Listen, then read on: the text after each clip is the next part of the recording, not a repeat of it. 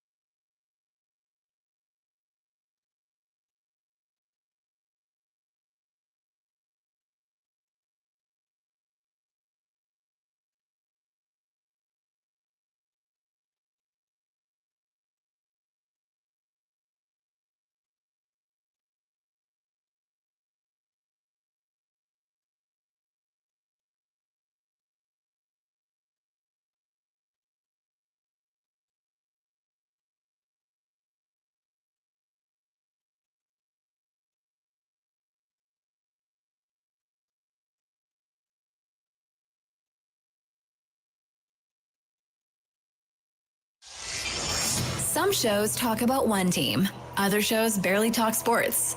This show will talk Packers, Brewers, and Bucks every day. It's Wisconsin Sports Daily with Steve Sparky Fifer, served up by Wendy's on the Wisconsin Sports Radio Network. Download the Wendy's app today.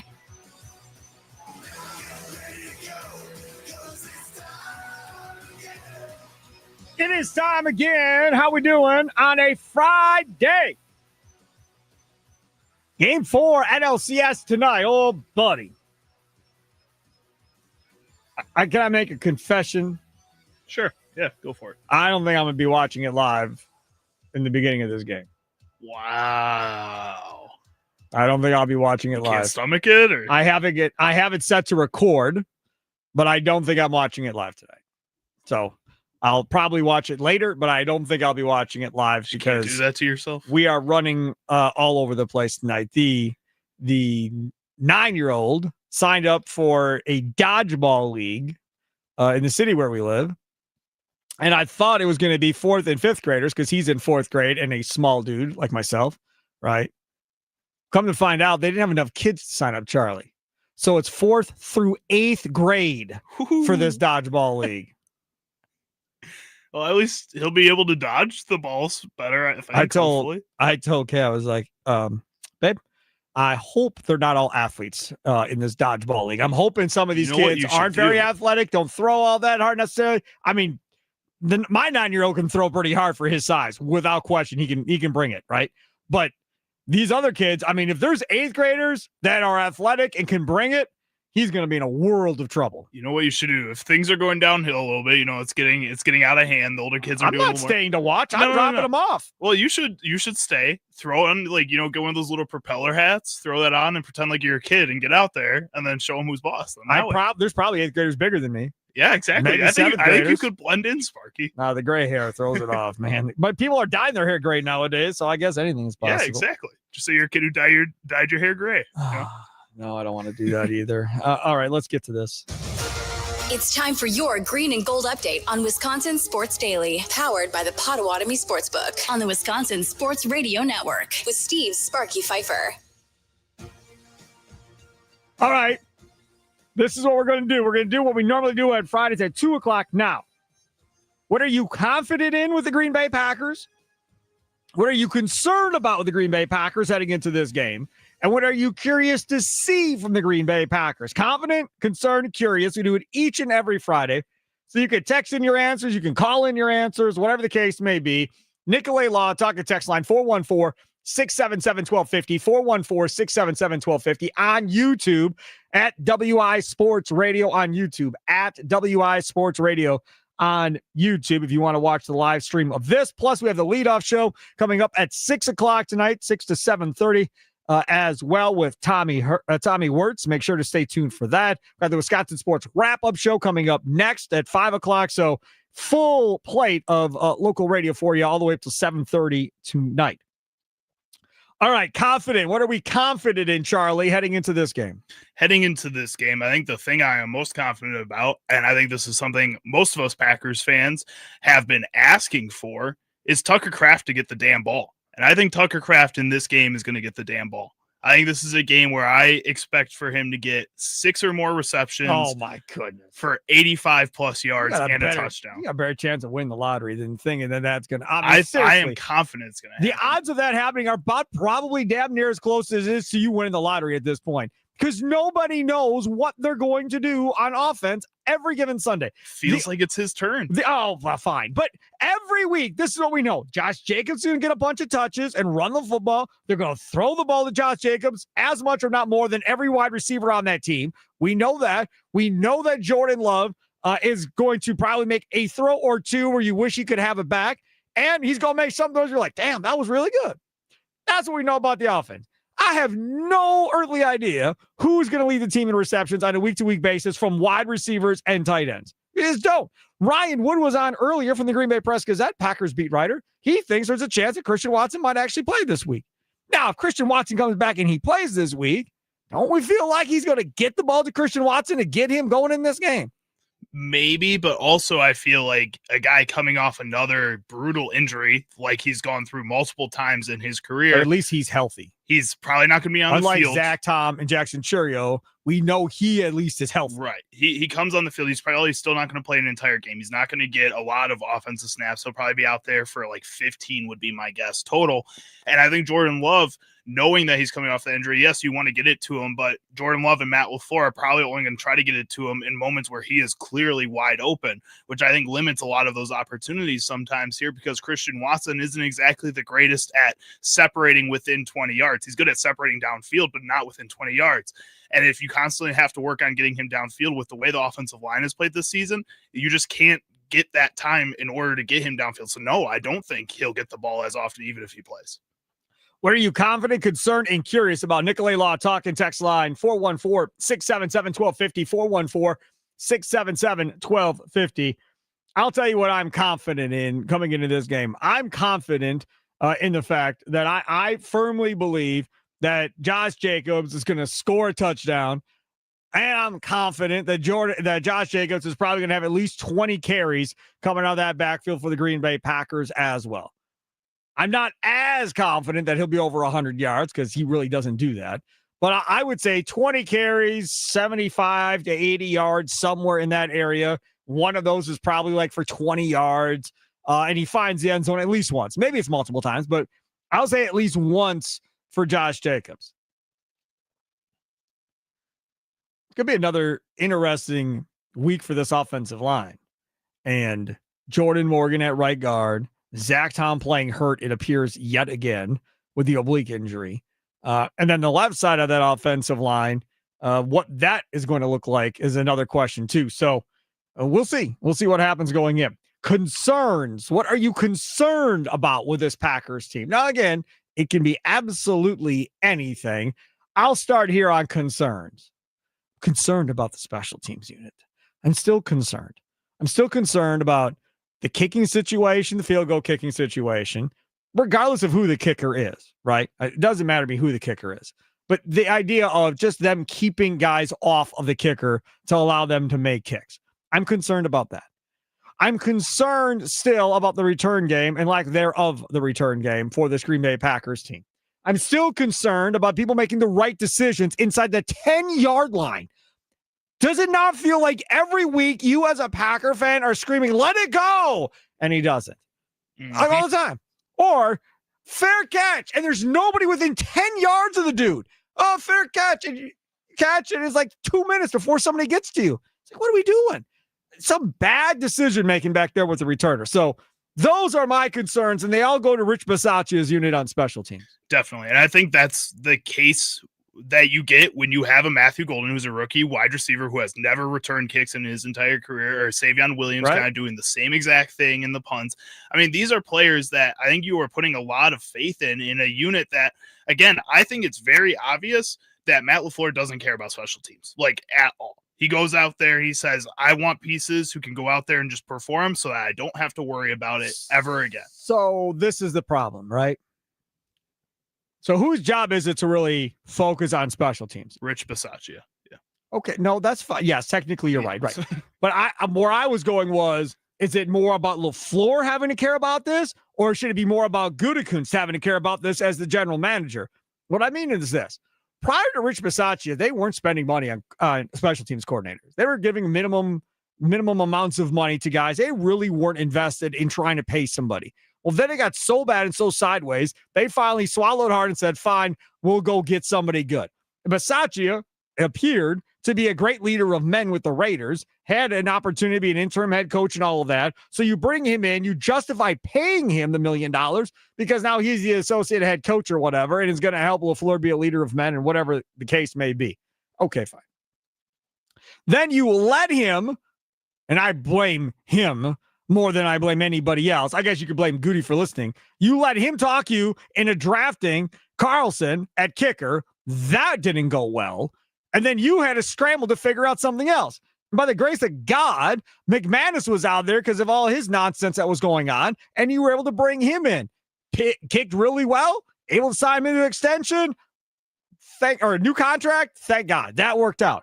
Now you get into the season, and we got random tight ends out there playing, trying to protect guys, and getting blown by, missing blocking assignments and everything else. So now they got to redo all of that. It looked better. It looked really better against Cincinnati, but I'm not getting my hopes up after 1 week. I need to see it for a couple more weeks, Charlie, before I'm going to buy in that they got this problem fixed. Right. This is something that persisted even after they went out and got a Brandon McManus last season, because we thought that was the biggest issue in special teams. And then you saw all the other things that came out of that afterwards because they didn't put much attention to that. Yeah, I think you can blame Brian Gutekunst a little bit, but at the same time, I mean, Matt LaFleur is the one coaching the unit on the field. He's talking with Rich Bisaccia, and they're the ones making the decisions about which players get to go out there. I think when building this roster, Brian Gutekunst does rely on Matt LaFleur and Rich Bisaccia to tell him what they need, so he can go out there and get the players that they need in order to make a unit that works. But from what we've seen with Matt LaFleur and honestly coaching staffs before that, they just don't care. They put out anybody that's willing to go play special teams and hope that it works out for those guys. And again, I go back to Mason Crosby on the Mason Crosby show a couple weeks ago discussing how it's all takes heart and energy to play on special teams. That's all it takes. That is just not true. There is skill to playing special teams positions. And right now, it doesn't feel like the Packers are going out there and putting those players in those positions where they should be, or guys in positions where they just have no business being at this point. If we're talking about being a gunner on a special teams unit or chasing down on a kickoff, to me, it takes lack of common sense isn't the word. It takes a lot of bravery, being partially psycho to like doing that, because that is not something anybody wants to do, to go down there and get your brains knocked in every single time running down the field. That's not fun for most people. So, yes, it does take heart, it does take passion, but you also have to want to do it, because if you don't want to do it and you kind of, halvesies it as you're going down there and you're not going full bore, then you're just wasting space on a football field and not helping your team at all. I think one of the biggest keys to what the Patriots did during their dynasty years was able to get guys to buy into want to play special teams. Matthew Slater, people talk about him as one of the greatest special teams players of all time because he just had a will to want to be out there, and he took that role and took pride in having that role. I think that's something Bill Belichick was really good at, is getting people to buy into what he was doing. Steve Tasker for the Bills is another one. Yeah, exactly. It just made sense for these players to want to go out there and play for those guys in that position. And it just doesn't feel like you're getting that same effect from Matt LaFleur and Rich Bisaccia. So special teams, my concern. What's your concern going into this game? My concern is the one that I think a lot of people have brought up, that the Cardinals are going to come out into this game with a different kind of fire than the Green Bay Packers do. And the struggles that the Green Bay Packers have had defensively in the second half of games right now, if you get behind early in this game, I think it could end up being a situation like the Cowboys again. And you really can't have it against a team that may not have a Kyler Murray, may not have a Marvin Harrison, that you should be able to whoop up on. I'm just not as worried about that. You've been talking about this for 2 days. LaFleur was asked about it. Everybody, I'm just not there. Maybe I will be. Don't forget Green Bay football post-game show. After that game is done on the Wisconsin Sports Radio Network, myself and Tommy Wirtz will get underway at 6:30. So make sure to tune into the Green Bay football postgame show. We'll hear from Ryan Wood after the game from the Green Bay Press-Gazette. We'll get all the player reaction and head coach and quarterback reaction from LaFleur and our guy Jordan Love, and more importantly, take your talks, take your calls, take your text messages, all that fun stuff. Wanted to be as fan interactive as possible coming up on Sunday under Green Bay and Arizona play. Curious, what are you curious about heading into this game for the Green Bay Packers, Charlie Usen? I think what I'm most curious about in this game is to, again, see how this offensive line can kind of gel with another week of guys kind of switching around a little bit. Jordan Morgan getting a full game to start here and truly be that guy, get that full week to truly practice there. I think I want to see them continue to grow and continue to get healthier. What we saw in that last game was definitely an improvement with the true starting five out there that I think they want on the field. I'm curious to see if that continues or if this is going to be a game where you take a step back against an Arizona Cardinals defensive front that's either A, really young or really old that you should be able to, again, take advantage of a little bit here. I'm curious to see if they really believe in Matthew Golden. That's what I'm curious. Because they don't believe in Tucker Kraft. I don't care what they want to tell you. They just ignore that dude. Didn't even know he was on the roster until he caught the touchdown last week. So they don't believe in him. So let's see if they believe in Matthew Golden. Because Matthew Golden got some more catches this last week, more than he has previously. So let's see if for the second week in a row, if Matthew Golden can get at least five catches in this game. Right? So 6 or 7 targets. Let's see if they actually believe in Matthew Golden like they say, or if they're going to go away from Matthew Golden. He's going to have 2 targets for 2 catches, and that's all that's going to end up. That's what I'm curious about. Because if you're trying to figure out who the one is, or if you even want a one, which they claim they don't, which I think is hogwash at the end of the day, because again, it's going to be very, very difficult, in my opinion, to consistently win in the postseason if you don't have that guy at the end of the day. That guy doesn't have to be a wide receiver. It can be a tight end. Kansas City won quite a bit with Kelsey. It doesn't have to be a wide receiver, but more times than not, you need at least a good wide receiver, right? A really good wide receiver. And they need to figure out who that is. If that's Christian Watson, fine. If that's Matthew Golden, cool. It's not Romeo Doubs. But if it's one of those two, if it's Tucker Kraft, fine. But figure out who it is and go, man. Quit playing these games screwing around because you're not going to allow anybody to ever take that next step. And I don't think it's a clever way to screw them on their next contracts. But I'll tell you this, if I'm those guys, that's how I'm viewing it at some point. I mean, how can you be mad at Romeo Doubs? He's thinking ahead like, man, you ain't going to throw me the ball consistently. You are going to screw me on how much money I'm going to make next. Now, from a Packer team perspective, it's great because they're not going to go make a ton of money because they don't have the stats to back it up. So you can get these guys on second contracts for a lot cheaper than you could if 1 or 2 of these guys were actually focal points of this offense, Charlie. Definitely. And I think that the Green Bay Packers very much know this. And I also feel like if I was Tucker Kraft, I would be just livid about how I was being used if I was him. I would livid. I would be. If I was his agent, I'd be calling every day. Like, do you know who you have on that team? I also feel like the players know this too. And I also feel like the Packers front office tends to be one of the more transparent in all of football. And I think the way Zach Tom got his money eventually, even though there was rumors of him moving to guard so that they could pay him less, or keeping him at right tackle versus left tackle. So again, they could pay him less. He still ended up getting his money, was able to discuss with the team about that. I think with Devontae Adams and Aaron Rodgers, they were pretty open with those 2 guys about that situation too. I think right now this wide receiver room has to understand that this is just what you get from the Green Bay Packers. And if you're down for that, then you stick around and you ball out, which is what a lot of these guys are doing right now. If you're not down for that, the Packers are more than willing to find a different home for you. I think that's how it comes down to them right now. Yep, I would agree with you on that. Hey, you can win big this October at Potawatomi. Play the Bird Bash game show for $50,000 in cash. Just play with your Potawatomi rewards card for entries, prize drawings on Thursdays. Plus, your day also earns you a shot at the $300,000 December finale. That's right. It's a Bird Bash only at Potawatomi Casino Hotel, Milwaukee. For more details, visit paysbig.com/Bird Bash. All right. Fantasy football players, it's your time to get your questions in. Maybe you got a trade question. Maybe you got a free agent pickup question. Maybe you got a lineup question. Our guy Joe Bartel is here for you every Friday at 4:20. He's coming up next from RotoWire Fantasy Sports. It's Wisconsin Sports Daily, served up by Wendy's, live from the Wisconsin Sports Radio Network studios, powered by the Potawatomi Sportsbook. Sparky here.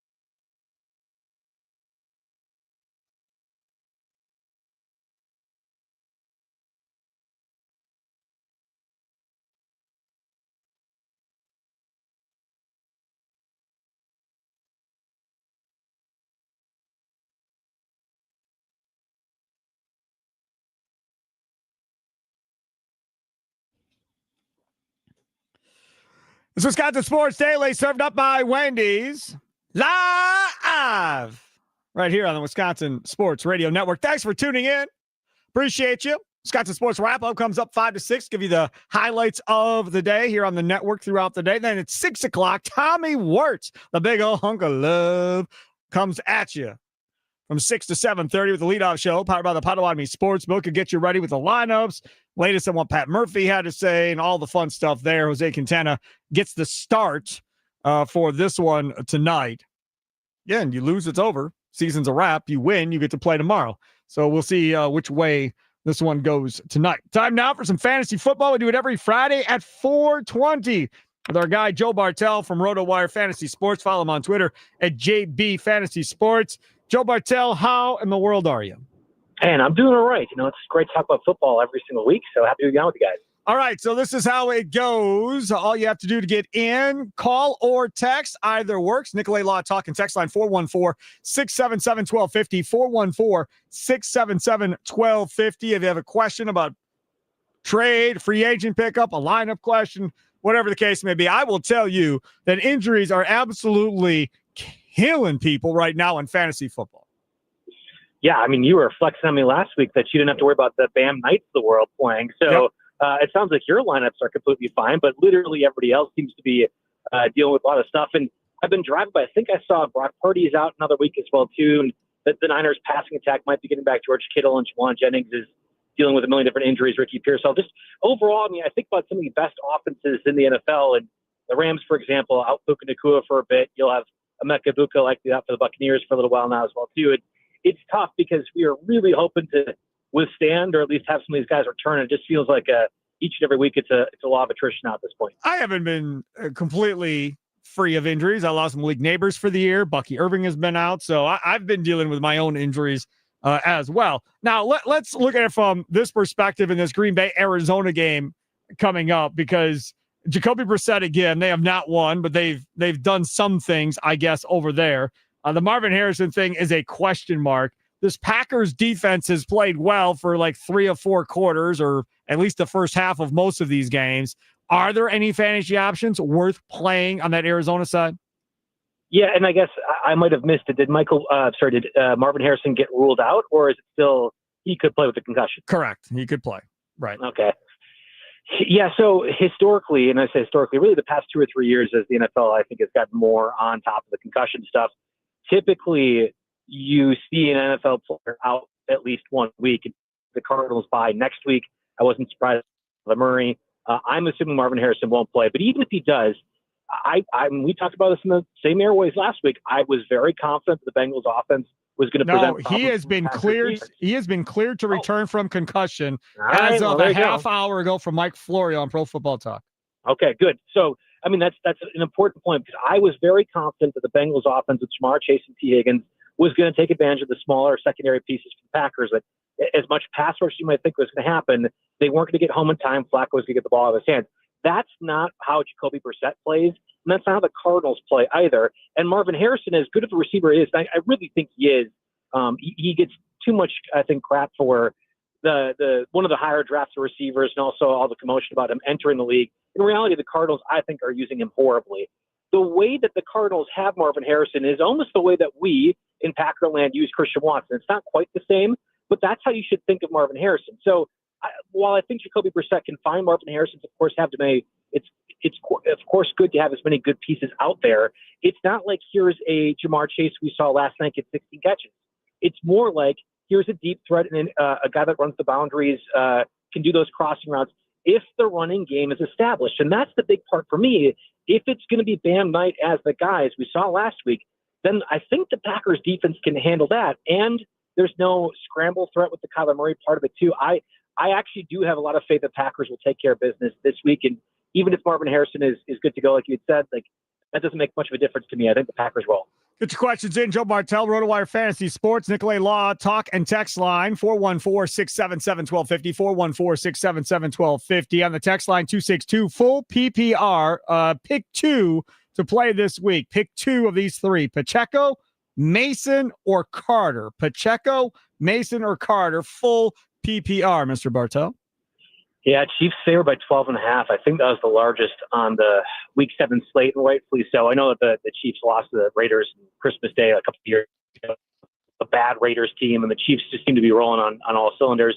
I think you have Kareem Hunt that would ice that game out if the spread goes the way Vegas thinks. So I'm going to lean towards Jordan Mason. I'm going to lean towards Michael Carter. I do think Michael Carter will do well, much in the same way Chase Brown, Samaje Perine kind of mixed into things last week. I know that the Cardinals and Jonathan Gannon's been really a headache, the head coach for the Cardinals. I know that they seem to do things incorrectly. I would be really surprised if they somehow deviate away from Michael Carter, who's the obvious pass catcher of that group, and don't have it more of a factor if the game script goes away. Is Joe Bartel, RotoWire Fantasy Sports. Follow him on Twitter at JB Fantasy Sports. Talking fantasy football, we do it each and every Friday at 4:20. Let's talk a little bit about the Packers side of things right now. What about Jordan Love going up against this Cardinals defense? Yeah, I think he's very fringe quarterback 1 this week. I had him ranked around quarterback 10.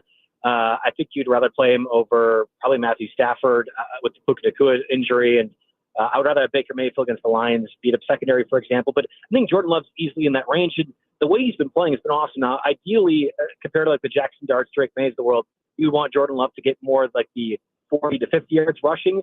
But Love has been averaging about 22 yards per game over the past month. And I think that's representative of what we saw when he was healthy 2 years ago, as opposed to last year, where he just didn't have the confidence or comfort to run. I think that's the part for Jordan Love's game that's really important for the Packers offense as a whole. And I feel very comfortable saying Love in the range of 250, 2 touchdowns. That's exactly what you're looking for as a low quarterback 1. Joe, the other thing about this is we don't know about Christian Watson. We had Ryan Wood on earlier from the Green Bay Press-Gazette. He said nobody knows outside that building what really is going to happen, but he thinks there's a chance that maybe we see Christian Watson on the field for the Packers. How does that change what you want to do fantasy-wise if Christian Watson is active on Sunday? Yeah, as a fan of the Packers, I'd be really shocked if Christian Watson sees enough time, just from the history of the way they've handled injuries over the past, decade or so, to consequentially cut into the workload of a guy like Matthew Golden. Because I think at the end of the day, right now, the way the Packers use those two guys, it's pretty similar. I think when Watson's back up to full speed, and maybe that happens by end of November, early December, which would be great for the Packers offense, then Matthew Golden becomes more Jaden Reed-esque. And even still, Golden's been doing that a bit more. If we had some confirmation that Watson's playing even like 30 offensive snaps, fine.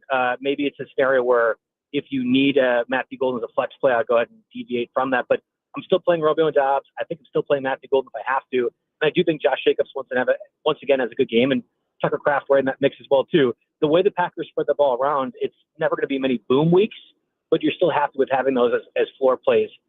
Typically as like running back 2, low end tight end 1, low end quarterback 1, like we talked about plus. You know, we always talk about start and sit, right? If you put in fantasy start and sit week 7, you get all these different websites that come up of what to do. I'm on a website. I'm not going to say which website, but it's sit Devontae Smith, sit T. Higgins, sit Jordan Addison. And I'm sitting here and I'm looking at this and I'm thinking to myself, man, like those guys, well, maybe not Jordan Addison because he was hurt, but Devontae Smith and T. Higgins are definitely higher draft picks. I don't know how you can justify to yourself, regardless of who they're playing, that you should be sitting those guys. Yeah, you're describing what has been a very fun YouTube series for me on the RotoWire Fantasy Football YouTube page, where I've been calling it the T. Higgins Mendoza line. It was also the A.J. Brown Mendoza line at various points this year. Basically, a top 40 receiver, top 40 pick that you really don't want to start, and who are the options instead of it. And I go over some bigger names. So I think T. Higgins, for example, has graduated past that line now, where with Joe Flacco as the quarterback, you're playing T. Higgins just about every week. But Devonta Smith and A.J. Brown both kind of fit into that category with how inconsistent Kevin Patullo off the square has been calling things for the Eagles.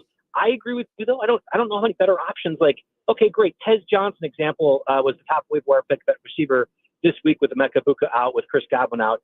I don't really feel great about playing Tez Johnson or even Cameron Johnson, who got more of the workload after the Ibuka injury for the Buccaneers. What about Sterling Shepard? Isn't Sterling Shepard on that team? Exactly. That's exactly my point. Like, okay, so CeeDee Lamb had been out the previous couple weeks. I had talked about Jalen Tolbert in my waiver wire article. Was wrong there. I talked about Ryan Flournoy in the spot that should have been way more workload. I was wrong there too. So, and Malik Neighbors, some of you talk about him with an injury too. Wan'Dale Robinson has gotten more volume, but there's still been Jalen High getting a few more snaps. We saw little Jordan Humphrey, all 6'5" of them, get more targets last Thursday too. This is the issue. And again, I'm not calling out the articles. I do the same thing, again, for the RotoWire Fantasy Football YouTube page. But it's really tricky to say, okay, yeah, these guys have been underperforming where you're drafting them. Go ahead and get this scrap heap player. And realistically, at least in most normal leagues that I'm in, 12-team leagues and higher, you're not seeing those guys available to go ahead and make the changes out of them.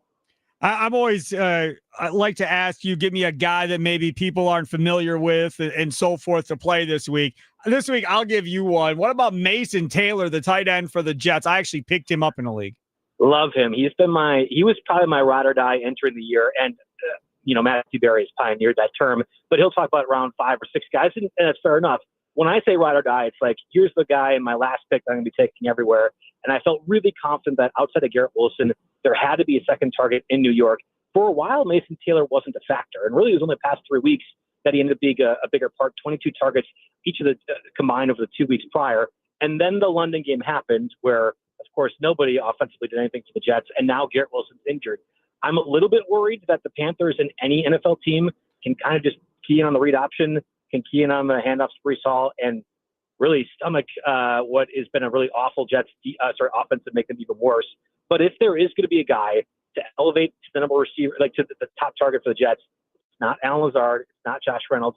I do think Mason Taylor could become that. And I'll expand further. We have the trade deadline in 2 weeks. I think Isaiah Davis is the guy that I'm picking up if I can, backup running back for the Jets, because I think Breece Hall will be traded to some team in the future. It's not a Breece Hall becomes a bump up, but I do think Isaiah Davis, just with the sheer workload he could get in that scenario, he needs to be rostered to get for it too. The injury report came out for the Packers. I have that in front of me right now as it sits currently. Lucas Van Ness out for the Packers. Christian Watson still listed as out, even though he's participated in practice all week. Devontae Wyatt also still listed as out. Dontavian Wicks, questionable with an ankle injury. Zach Tom, questionable with an oblique, and I'm sure they'll run him back out there. Jacob Monk, also questionable with the hamstring. Brandon McManus, questionable with the right quad. Josh Jacobs, questionable with an illness/calf injury. Nate Hobbs, questionable with the knee injury. And Anthony Belton, questionable with an ankle injury. So that's the updated look for the Green Bay Packers. And as far as Marvin Harrison Jr. goes, full participant today in practice. So you would assume that he is good to go coming up this weekend, like we said earlier. Joe, thanks so much for coming on, man. We'll do it again next Friday at 4:20 again. Yeah, sounds good, guys. Thanks for having me on. Take care. There he is, Joe Bartel, RotoWire Fantasy Sports, joining us on the Wisconsin Sports Radio Network guest hotline, powered by Gruber Law. One call. That's all. Mornings can all start to feel the same. So if you're looking for a fresh wake-up call, look no further than Wendy's Breakfast. Try a breakfast Baconator with fresh cracked eggs and crispy bacon and a grilled sausage breakfast burrito. Or how about maybe even a honey buddy? Don't even think about sleeping on Wendy's seasoned potatoes and English muffin sandwiches. Doesn't matter what you go for. It's going to change your life. All right, well, at least freshen up your morning. Ready for a fresh wake-up call? It's got to be Wendy's. Up next, it's time to follow the money with Austin Herdenia, Potawatomi Sportsbook Manager, straight ahead on Wisconsin Sports Daily, served up by Wendy's, live from Wisconsin Sports Radio Network Studios, powered by the Potawatomi Sportsbook. Sparky here.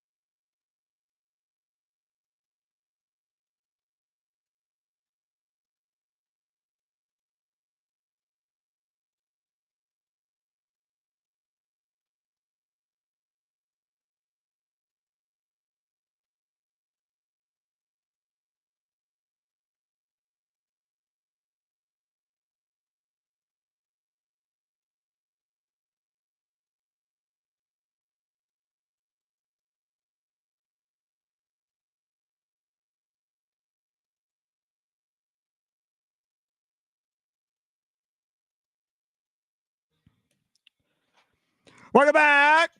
Steve Sparky Fifer with you. How y'all doing? It's Wisconsin Sports Daily, served up by Wendy's here on a Friday. Normally a football Friday.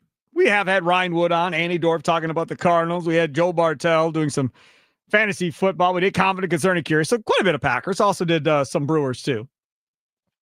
Coming up in just is he all set to go? Ready to go? He's all ready to go. I don't know what's going on. So with our YouTube channel, you can watch us at WI Sports Radio. Before I could see people in the staging area and know that they're there. And I think I have to do something on my side by moving something up and down my side to see who all take a look at is it, there. you're an old No, man. I know what it is. You can look at the screen. You can see I have to move the thing down to get rid of when Joe Bartel was on. Then See? just move it down a little bit. It occurred to me now for the first time in like 3 weeks that that's all I had to do. Did you see him now on there? Oh, there he is, man. He is styling and profiling. Bring the man on. I can't wait. Wisconsin Sports Radio Network guest hotline. And on YouTube, look at his best. Powered by Gerber Law. He is the Potawatomi Sportsbook manager, Austin Herdania. I look forward to this just so I can see you on video each and every Friday, Austin Herdania. This is literally my favorite part of Fridays. Well, thank you very much, Sparky. Yeah, I got to say, you have quite the jacket on there, too. Where can I get one of those? Oh, my Brewers jacket? Yeah, there you go on YouTube. I don't know. I got this as a present like 3 years ago. How often do I wear this jacket, Charlie? Every day. You're like a cartoon character. Every day. Never changes. Does not matter. I wear it every day. I love it. And I've got that other white satin Brewers jacket, too. I got to get that one washed. That one is also very popular among people when they see it. Okay, so let's talk about Follow the Money with Austin Herdania here, brought to you by the Potawatomi Sportsbook. So the concept of this is simple. The concept is Austin comes on every Friday at this time, and he tells us where the most money is being bet in the world of sports. Now, right now, we're in NFL season, so we'll go to the National Football League. Now, what we know is this, too, Potawatomi Sportsbook, it's Wisconsin, so the Packers normally have all the money coming at it, but I still ask the question like I'm a dummy and don't know. All right, Austin Herdania, where is the most money going this weekend and on who? Hey, big shocker. We got the Packers minus 6.5 as the go. most money on anything. I'll tell you what, the Cardinals, they have just 2 wins this year, and they both came on games where they were the favorites. 0-3 as underdogs. They've lost 4 games in a row. Nothing they're doing right now gives me any reason to think that they can beat the Green Bay Packers. Packers haven't won on the road, though. Have not won on the road yet. We're due. We're due for a road win. We're facing a team that, I don't know. It sounds like Murray is questionable at best if he's going to play. Obviously, if he doesn't play, that's going to be a little bit more of an advantage for the Packers, I would say. Kobe Brissett doesn't scare you? No, not really. No, it doesn't scare me either. He's definitely an experienced backup, more than most guys. But I still think Murray is just more of a threat with his legs. So we'll see. I mean, both teams come into the game not really super healthy, but I just think that we have more depth and we're the better roster. We should win this game. So Packers, yeah. I'm with you on that. Let's go to the second most bet game in the National Football League this week at the Potawatomi Sportsbook. Chicago Bears minus 4.5. Bears fans, here we go. So listen, the Saints have beaten the Bears 8 straight times. You get a lot of Illinois people that drive up to bet on the Bears. Is that what happens? I don't know, but I mean, there's no way you couldn't pay me money, Austin Herdania, to ever lay $1 on a team from Chicago. It will never happen. No Bulls, no Cubs, no White Sox, no Blackhawks, no Bears. Never happening. No chance.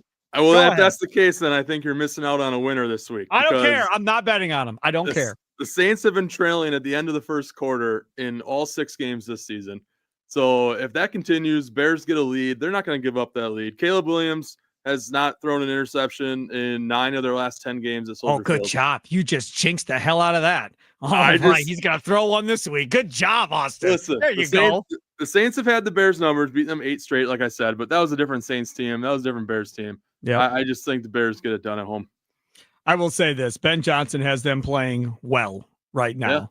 Yeah. And Ben Johnson's real, man. Like, he's the real deal. We'll see if Caleb Williams is the real deal by the end of the year, but Ben Johnson definitely is the real deal, and we'll see where that goes going forward. All right, number 3 game in the National Football League. Where's the most money out of the Potawatomi Sportsbook? Patriots minus 7 against the Titans. I think that's another one where they're just awful. Yeah, I think bettors are just fading the bad team. I mean, the Titans are they're not selling their stadium. I mean, they're not filling up their stadium. Home field advantage is not really a thing for them. They failed to cover the spread in each of their last 10 home games. So they're, besides not winning, they're not even covering the spread. And they fired their head coach. Yeah, Cam Ward has turned it over in 4 straight games. Patriots -7. I can see why the bettors like it. All right, I want to get your thoughts quickly. You'll be coming up on the leadoff show with Tommy Wirtz from 6 to 7:30 as well to give your thoughts on the game tonight. What kind of odds were there, or if you took the bet, but what kind of odds were there on the Dodgers to sweep this thing against the Milwaukee Brewers? For those of you that don't know this, maybe you've missed the leadoff show a time or two. Austin Herdania has already told us they were going to take a bath, a $2 million bath at the Potawatomi Sportsbook if the Brewers would have won the World Series. So that's out the window. But having said that, I just wonder what kind of money odds there were on the Dodgers to sweep this series against the Brewers, because while a lot of people probably thought the Dodgers would win this series, I would think the odds of anybody to sweep anybody are still pretty decent. I don't have those. I don't know what that was. If I had to guess, I'd guess it was probably something about 6 to 1 or 7 to 1. Yeah. Right now, I mean, as things stand, I mean, they're such a huge favorite. I mean, you're getting 30 to 1 if you take the Brewers to win it now. So, I mean, yeah, if you think the Brewers can win the next 4, you're getting 30 to 1 just to win the National League. Tonight's game, Dodgers -220, Brewers +175, total of 8. Ohtani on the mound. Gosh, I mean, you can't really like the Brewers' chances right now. That's way to end on a bad note. I appreciate it so much. Follow the money with Austin Herdania, the Potawatomi Sportsbook manager over there. If you listen to the leadoff show throughout the season, you've made money. You've made money because he's right a bunch. So definitely, I always tell everybody for the leadoff show, make sure you're in your car, probably right there in the parking garage at the Potawatomi Sportsbook, at the Potawatomi Casino Hotel. Wait for him to give you his parlay of the night and then run inside and try and place that ticket. Find out what that is coming up tonight during the leadoff show powered by the Potawatomi Sportsbook from 6 until 7:30 when he joins Tommy Wirtz getting you ready for the Brewers and Dodgers, potentially the last game of the regular or the postseason for the Milwaukee Brewers. Can I ask you another question? Yeah. Why do I get to be the spoiled one that gets to see you in video all dressed up with that slick Potawatomi backdrop, and Tommy gets you on a phone? Is it just because you don't want to look at Tommy? I mean, I don't say it out loud if that's what it is. I guess I can't say it out loud. Oh, very good. There he is, Austin Herdania. Thank you so much. There goes Austin Herdania, Wisconsin Sports Radio Network. Guest hotline powered by Gruber Law. One call. That's all. Love Austin Herdania. I mean, don't you love Austin Herdania? Me too, man. He's awesome. He's a good dude. Tommy Wirtz may forget to have him on tonight after that last one, but I mean, either way, I think he's really good at what he does. I got a message from the 262. Hey, Sparky, what's up with this Wisconsin Sports Radio Network? How many stations are on it? What stations are on it? Monday. We'll talk about it on Monday. But yeah, there's a network. That's right. They had determined, really how big we wanted to go. Right? Like, we want to keep it just to Wisconsin. Do we want to go to the Midwest? Do we want to go nationwide? Well, I mean, you got ESPN, you got Fox Sports, Infinity Sports Network. Do we want to just blow this thing up? Man, there's Packer fans everywhere, Brewer fans everywhere. We even contemplating putting a station in Greece to really play to the fans of Giannis and have specific shows just for the Bucks right there in Greece. We can put it in Japan too. They have Japanese Packers fans out there. Oh, right. Yeah. That's right. They have that movie or documentary or whatever coming up, right? With our guys from Just a Bit Outside. They produced and directed that one as well. All right, let's make our predictions for this week. And we got like 2 minutes left. And then it's Wisconsin Sports Wrap-Up coming up next from 5 until 6. And then at 6 o'clock, it's lead-off show powered by the Potawatomi Sportsbook. All right, Charlie Usen, what say you? What do you got for the game on Sunday? I think in this game, the Green Bay Packers win 31-24. Again, I think the passing offense with Tucker Kraft is going to have another big game here. I think he's going to help lead it, and I think they're going to be able to get going. I'm pretty sure this is going to be a game where the Packers can win a shootout against a team that also doesn't have an awful offense, just not great. I don't want that to be the score. On the Green Bay Football Postgame Show on the station you're listening to on Sunday from 6:30 to 8, if that's the score, I'm not going to be all that happy. If they give up 24 points, now if it's Kyler Murray, okay. But if it's Jacoby Brissett, not going to be okay. Not going to be okay in the least if it's Jacoby Brissett out there, scoring all these points for the Arizona Cardinals. The last time I said roll the helmets out, that means 17 points or more, the Brewers lost, or the Packers lost. So I'm not going to do that this time because I don't want to jinx them into potentially losing at the end of the day. I will say the Green Bay Packers win this game 23-10 over the Arizona Cardinals. 23-10. All right. That's fair. That will be okay. This defense better not give up 20-some points to this Cardinals offense. They have no running game at all. And Jacoby Brissett, nothing to write home about there either. So looking forward to talking about that Sunday immediately following the game, 6:30 to 8 here on the Wisconsin Sports Radio Network. That'll do it for Wisconsin Sports Daily, served up by Wendy's. Steve Sparky Fifer here, Charlie Houston over there. Hear him tomorrow morning, 9 to 11 with Jack Pembroke on Wisconsin Sports Weekend every Saturday morning from 9 to 11. Make sure to tune back into the station for that one. Enjoy the rest of your weekend. Have a good one. Wisconsin Sports Wrap-Up up next. Toodles.